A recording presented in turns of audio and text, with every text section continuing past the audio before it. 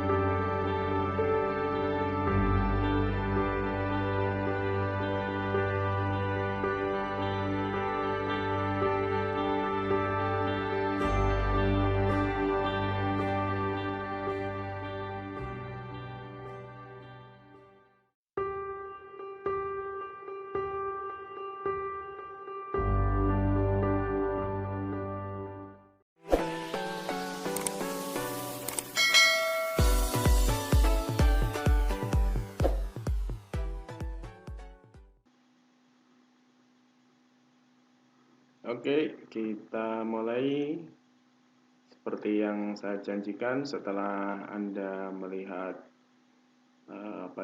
beberapa kunjungan saya ke desa wisata. Ini saya akan memulai mencoba menguraikan, menjelaskan, mengupas tentang desa wisata. Tapi sebelumnya jangan lupa Anda menonton sampai akhir sehingga ilmu yang Anda dapatkan bermanfaat gitu ya. Semoga apa yang saya sampaikan ini menambah wawasan Anda tentang desa wisata. Karena desa wisata ini mulai tenar di antara tahun 2018 dan hingga sampai saat ini masih sangat didengung-dengungkan, masih sangat diharapkan, apalagi UMKM mengatakan bahwasanya wisata akan menjadi sebuah menjadi sebuah ikon kebangkitan ekonomi kita dari pasca COVID-19 seperti itu ya. Selain itu ini menjadi sebuah harapan bagi desa yang mempunyai wisata yang unik di desanya, sehingga mereka harus mampu berpikir kemudian ataupun juga melakukan studi banding ke desa-desa yang lain sehingga desa mereka bisa bagus wisatanya seperti itu ya. Kenapa desa wisata ini sangat diminati? Karena kalau wisatanya banyak, tentu ini akan meningkatkan pendapatan asli desa gitu ya, PADAS, pendapatan asli desa. Kalau pendapatan asli desa sudah bagus, tentu ini bisa digunakan masuk ke APBDes, bisa digunakan untuk membangun desa maupun juga bisa menggaji perangkat desa seperti itu ya. Maka itulah yang menyebabkan desa, kepala desa maupun perangkat desa itu sangat bersungguh-sungguh untuk menjadikan desanya menjadi destinasi wisata. Oke, itulah logika yang saya ambil, saya lanjutkan. Jangan lupa untuk subscribe Siswa Hidianto Channel, oke? Kita lanjutkan tentang konsep pembangunan desa wisata, ya. Pembangunan dan pengembangan 17 subsektor ekonomi kreatif. Nah, ini Badan Ekonomi Kreatif, Kementerian Ekonomi Kreatif dan Sektor Pariwisata itu gitu ya. Terus didorong utamanya dalam rangka mengejar peningkatan kreativitas yang bermuara pada inovasi yang produktif, peningkatan nilai tambah dan kesejahteraan pelaku pariwisata dan ekonomi kreatif. Seiring dengan pembangunan sektor wisata dan ekonomi kreatif secara umum, penanganan akses pembiayaan dan keterampilan manajerial memegang peranan penting dan merupakan bagian integral sebagai pendukung pembangunan ekonomi secara keseluruhan. Sebagaimana hal ini tercantum dalam RPJMN gitu ya.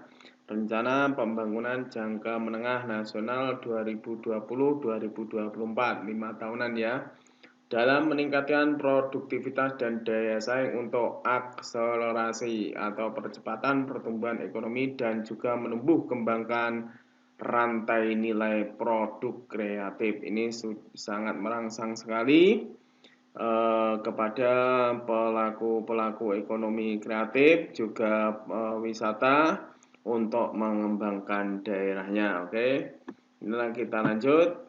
Yang kedua, tentang dasar hukumnya. Ini ketika membangun sebuah kawasan wisata ataupun desa wisata, minimal gitu ya, minimal memperhatikan tentang inilah. Nanti untuk dasar-dasar hukum yang lain bisa dilihat, dicari, di googling gitu ya.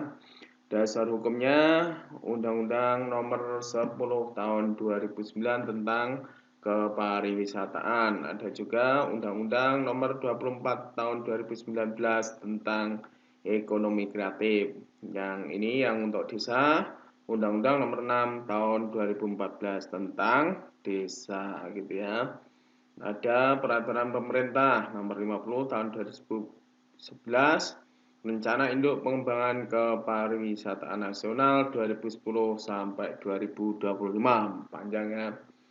Nomor 5 ada Perpres 142 2018 tentang Rencana Induktif Pengembangan Ekonomi Kreatif Nasional 2018-2025. Ada Perpres 269 tahun 2019 tentang Kementerian Pariwisata dan Ekonomi Kreatif. Okelah, kita lanjutkan. Desa wisata. Gitu ya. Kita pahami kalimat ini. Suatu wilayah dengan luasan tertentu dan memiliki potensi keunikan daya tarik wisata yang khas dengan komunitas masyarakatnya yang mampu menciptakan perpaduan berbagai daya tarik wisata dan fasilitas pendukungnya untuk menarik kunjungan wisata. Ada kata kuncinya yaitu potensi yang unik untuk menarik daya wisata yang khas dengan komunitas masyarakat yang mampu menciptakan perpaduan. Di sini harus melibatkan masyarakat juga ya. Desa wisata yang dimaksud adalah desa yang memiliki kelompok sadar wisata, POP Darwis, atau koperasi, atau yayasan, atau BUMDes aktif. Ya, badan usaha milik desa yang aktif, yang memiliki jenis usaha, ADART-nya juga jelas. Atau bisa juga telah memiliki peraturan daerah atau perda setempat yang mengatur tentang desa wisata tersebut. Ini nanti pun juga bisa ini kalau perda ataupun perdas kita lanjutkan aja lah dulu. Inilah kita pahami desa wisata, kata kuncinya adalah luasnya tertentu, wilayahnya tertentu, di desa tersebut mempunyai daya tarik unik dan sesuai dengan khas masyarakat yang mampu menciptakan perpaduan daya tarik wisata dan sekaligus ada fasilitasnya. Oke, kita lanjutkan. Ini menurut usaha pariwisata desa menurut Undang-Undang Nomor 10 Tahun 2009 tentang kepariwisataan yang berada di lokasi desa wisata bisa meliputi daya tarik wisata seperti tadi, daya tarik wisata gitu ya. Mempunyai keunikan apa? Misal kayak yang sudah dicontoh, ada yang sudah sangat ramai itu Umbul Ponggok di wilayah Jawa Tengah ya, sama Pangurjo. Itu sudah bagus, punya daya tarik tersendiri. Kemudian ada kawasan pariwisatanya, ada jasa transportasi wisata. Harus mempunyai jasa ini bisa usaha-usaha kreatif yang bisa diciptakan setelah Anda mendirikan pariwisata desa. Kemudian transportasi wisata, perjalanan wisata gitu ya, jasa perjalanan, jasa transportasi, kemudian jasa makanan dan minuman, penyediaan akomodasi seperti hotel atau penginapan gitu ya, penyelenggaraan kegiatan hiburan dan rekreasi. Hiburannya semisal ada karaoke-nya atau ada orkesnya setiap hari Minggu atau penampilan kesenian-kesenian desa setempat gitu ya. Kemudian penyelenggaraan pertemuan, di situ ada balai rapat, perjalanan insentif, konferensi, pameran gitu ya, kita sediakan tempatnya. Sehingga mereka selain melakukan wisata, mereka juga bisa melakukan pertemuan di situ, pertemuan sambil berpikir, kemudian ada hiburannya, sehingga pikirannya benar-benar fresh gitu ya. Kemudian jasa informasi wisata, ini pun juga bisa inisiasi gitu ya. Jasa konsultan, kemudian jasa pramu wisata, wisata tirta yang airnya kolam renang gitu ya, ada spa gitu ya, mungkin untuk yang ini ibu-ibu atau yang cewek-cewek gitu ya, agar terlihat cantik luar biasa gitu ya. Lanjut, strategi desa sekarang. Bagaimana strategi desa untuk menjadikan desanya menjadi sebuah desa wisata yang menarik, destinasi wisata yang menarik, sehingga wisatawan banyak berkunjung.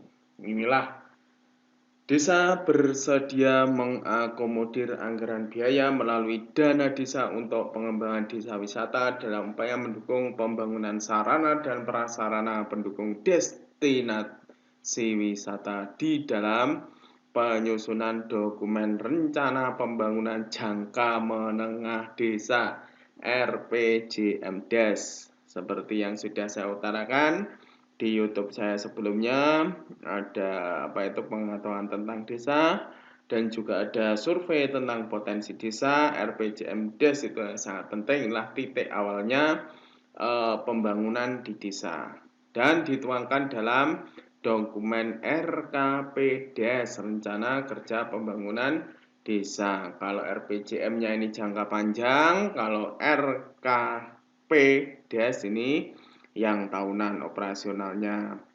Misal ini mau dijadikan destinasi tentang tirta atau kolam renang. Tahun ini bangun apanya dulu gitu ya, atau bangun jalannya dulu, sarana prasarannya dulu, kemudian tahun berikutnya apanya, sehingga 5 tahun ke depan itu sudah ada tempat wisatanya. Kata kuncinya adalah tinggal kepala desa itu bagaimana menyusun RPJMDes. Oke, kita lanjutkan. Selain itu, strategi harus ada daya dukung masyarakat. Wisata itu dari, oleh, dan untuk masyarakat. Mewisatakan masyarakat dan memasyarakatkan wisata. Ini harus menggunakan filosofi desa yang masih kental dengan gotong royong, saling menolong gitu ya, saling membantu. Kepala desa harus mencari titik dasar dari inilah. Bagaimana masyarakat menyadarkan masyarakat bahwasanya wisata itu penting gitu ya. Ini harus didengung-dengungkan oleh dari pemerintah desa gitu ya, semisal mengambil tokoh masyarakat, baik tokoh agama, kemudian dari BPD. Ini bagaimana pemerintah desa itu merangsang masyarakat, bahwasanya masyarakat itu sadar. Inilah potensi yang harus dikembangkan dari desa mereka, sehingga wisata ketika itu berdiri gitu ya, ini harus dari masyarakat. Pemikiran itu dari masyarakat, mereka benar-benar memiliki gitu ya, melindungi, kemudian melestarikan. Seperti itu yang sudah bolak-balik saya katakan ketika membahas tentang desa. Ini harus harus benar-benar dihayati, kemudian ditancapkan dalam benak masyarakat, sehingga wisata ini bisa langgeng, tidak hanya memenuhi proyek gitu saja. Sehingga bahkan dari tahun ke tahun kalau bisa wisata itu dikembangkan seperti itu. Kalau itu sudah benar-benar wisata itu dari, oleh, dan untuk rakyat, atau benar-benar wisata itu sudah masyarakat seperti itu. Ini yang titik terpentingnya itu di sini. Ya, masyarakat, pemerintah desa jangan jangan modelnya jangan top down gitu ya, bottom up gitu ya. Ini berasal dari rakyat, bahwasanya wisata ini mereka benar-benar sadar bahwasanya wisata ini akan meningkatkan taraf kehidupan masyarakat seperti itu ya. Lanjut, Apa yang penting dilakukan ketika pembangunan desa wisata? Seperti tadi RPJMdes misal pada tahun pertama itu membangun jalan lingkungan desa wisata. Jalan untuk menuju ke wisata diperbaiki dulu, itu ya. Yang kedua, ini kok sama ini. Ini semestinya pembangunan jalan sudah, pembangunan penerangan jalan lingkungan desa gitu ya. Ini yang kedua adalah tentang penerangan jalan. Mohon maaf, saya lanjutkan aja dulu. Yang kedua adalah penerangan jalan. Penerangan jalan itu penting gitu ya. Jalannya sudah bagus tetapi masih masih gelap gulita, tentunya ini sangat menyengsarakan wisatawan gitu ya. Ini jalan udah mungkin tahun pertama. Yang kedua adalah penerangan jalan di wilayah wisata tersebut. Bahkan sekarang itu wisata itu tidak hanya siang hari, bahkan malam hari itu juga bisa dinikmati. Bahkan ada lampu-lampu yang kelap-kelip, bagus, seperti itu malah menjadi destinasi wisata yang menarik gitu ya. Jangan lupa yang ketiga adalah menyediakan sarana air bersih dan toilet. Ini sangat penting gitu ya. Ini sangat-sangat penting untuk kebersihan tempat wisata Anda, atau sarana air bersih, toilet, sampai tempat sampah. Ini harus diperhatikan. Mungkin tahun ketiga gitu ya, atau drainase sampai saluran air drainasenya bersih, toiletnya, sehingga masyarakat atau orang wisatawan yang berada di situ benar-benar nyaman, benar-benar menikmati ketika mereka berwisata. Jangan sampai mereka berwisata malah mendapatkan sebuah musibah atau keadaan yang tidak menyenangkan. Wisata itu kan menyenangkan, tiba-tiba karena sarana airnya tidak bersih, toiletnya tidak ada, kemudian drainasenya tidak bagus, itu pasti menggerutu dan pasti ini wisatanya tidak recommended gitu ya. Tidak direkomendasikan, jangan ke sana. Di sana tidak ada toiletnya sangat sulit, airnya juga sangat sulit gitu ya. Pembangunan homestay, gazebo, saung, ataupun nanti tempat-tempat yang jualan seperti ini. Harus ada homestay-nya, gazebo, sehingga mereka tidak hanya jalan-jalan, harus yang duduk-duduk bersama bareng keluarga, santai-santai seperti itu. Ini yang konsep desa wisata yang mungkin diperlukan. Walaupun Anda desa itu mempunyai hal-hal yang unik gitu ya, ternyata masih banyak jalan yang harus dilalui, yaitu paling tidak memasukkan RPJMdes gitu ya, RPJMdes, RKPdes.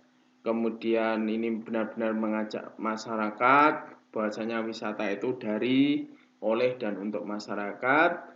Setelah itu mereka benar-benar menyetujui, mereka benar-benar merasa memiliki gitu ya, mereka sudah sadar, baru itu melakukan pembangunan desa wisata.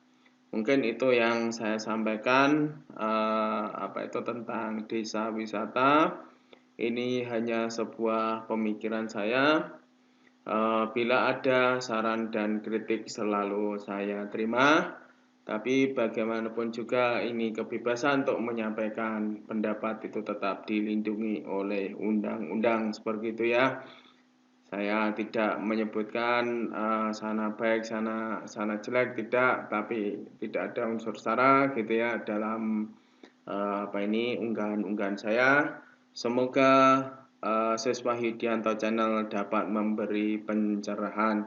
Demikian, semoga dapat bertemu kembali dalam keadaan yang sehat dengan hal-hal yang baru. Untuk ke depan saya rencanakan untuk